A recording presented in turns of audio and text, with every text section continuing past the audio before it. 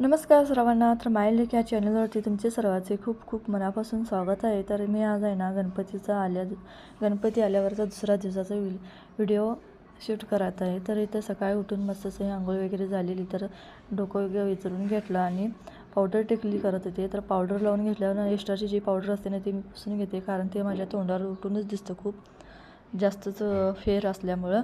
तर मी इथं टिकली वगैरे लावून घेतलं. टिकली वगैरे लावल्यावर ना दिवसाची सुरुवात झाली. तर दिवसाची सुरुवात आधीच झाली होती. तर मी आहे ना अगोदर सकाळी आवरले नव्हते, म्हणून मी व्हिडिओमध्ये काय आले नव्हते. तर आता छान मस्त असे आवरले, फ्रेशअप झाले.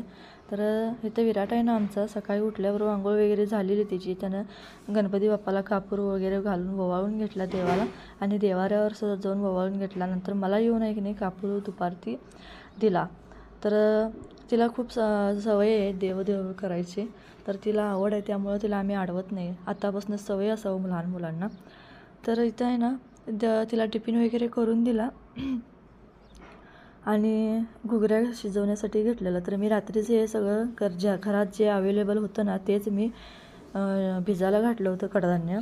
तर आमच्याकडं कर्नाटकला तर आहे ना सगळं किती लईच खूप प्रकारचे कडधान्य भिजायला घालतात, कारण तिकडे कसं रानात वगैरे सगळीकडे टाकायचं असतं. घुगऱ्या शिजवलेलं घराच्या अवतीभोवती टाकायचं असतं, म्हणून तिने खूप जास्त प्रमाणात आहे ना शिजायला घालतात. कमीत कमी किलोभर तर शिजायला घालतात. तर ते आहे ना मी कुकरला शिट्टी लावून घेतली, आणि भांडी वगैरे रात्री किती बी घासून ठेवा तर ती पडलेलीच असतात, ते बी घासून घेत होते कुकर शिट्टी होऊस तर कुकर शिट्टी झाली, भांडी वगैरे घासून घेतलं. नंतर मग घुगऱ्या शिजलेत का बघायसाठी कुकरची हवा वगैरे काढून घेतला, आणि घुगऱ्या शिजलेत का बघितलं तर घुगऱ्या मस्त असे शिजले होते. तर ते आहे ना चाळणीमध्ये काढून त्याचं पाणी वगैरे काढून घेतलं आणि बाजूला ठेवलं. यामध्ये शिजवताना मीठ वगैरे काय घातलं नाही, असंच आळणी शिजवायचं आहे नैवेद्यासाठी. तर आम्ही असं शिजवून घेतलेलं आहे. आणि तुमच्याकडे कसं शिजवतात, तुमच्याकडे काय काय नैवेद्य करतात ते पण आम्हाला कमेंटमध्ये सांगा नक्की.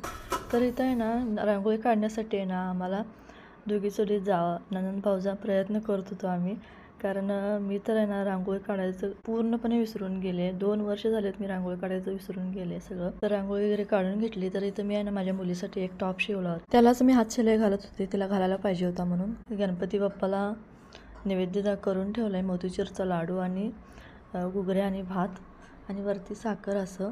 तर असं हे टॉप वगैरे घालून घेतलेली तिनं. बघा कसं शिवला आहे मी, कसं झालं आहे ते नक्की सांगा टॉप तिला. तर मी पहिल्यांदाच शिवला आहे तिला टॉप हा, मोबाईलमध्ये बघून शिवला आहे. कटिंग वगैरे माझं मीच करून घेतलेलं आहे.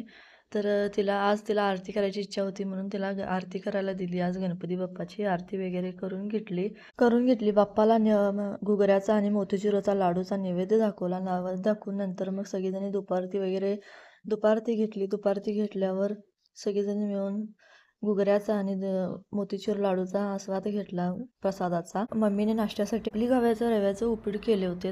मस्त असा हा वापरलेला खपली गव्याचं उपीट मस्त ही दोघीजणी प्लेटमध्ये घालून घेतलं. तिने बी खात होती, नाश्ता करत होती.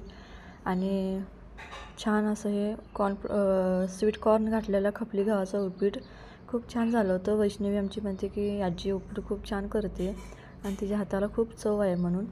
तर उपीट वगैरे नाश्ता वगैरे करून घेतला. तर वैष्णवी आमची आहे ना हॉस्टेलवरच असते ना, त्यामुळे तिला मग फोटो वगैरे काय काढायला मिळत नाही, म्हणून तिला आहे ना तिचे जरा फोटो व्हिडिओ असे हे काढून घेतले. इथं आहे ना आमची भाऊसुद्धा खूप छान तयार झाली होती ती कासोटा वगैरे घालून. तर असं हे तिच्या नवऱ्याकडून असं छान छान फोटो व्हिडिओ वगैरे शूट करून घेत होती. तर भाऊसुद्धा आमचा कंटाळत नाही तिचे फोटो व्हिडिओ काढायला. तर दुपारनंतर आम्ही काही व्हिडिओ वगैरे शूट केला नाही. नंतर मग संध्याकाळी उद्याच्या नैवेद्यासाठी आहे ना गव्हाची खीर करायची म्हणून ठरवलं होतं. तर इथे आहे ना खपली गहू असं हे भिजायला घालत होते. तर खपली गहू स्वच्छ असं हे धुवून घेतलं, कारण त्याला औषध वगैरे लावलेलं असतं, त्यामुळे मग ते धुवून घेतले स्वच्छ. आणि नंतर मग त्यामध्ये आहे ना गरम पाणी घालून आहे ना गहू रात्रभर भिजायला घातले. अशा प्रकारे हा छोटासा ब्लॉग होता आजचा दिवसाचा. तर संध्याकाळी जेवण्यासाठी आहे ना म्हणजे मीनंच आणि मम्मीनं मिळून आहे ना असं पिठलं भाकरी आणि मस्त असं भावानं आहे ना डाळ कांद्याची भाजी केला होता. तर आमच्या घरात सगळे स्वयंपाक करतात, कोण एकालाच धरून बसत नाहीत.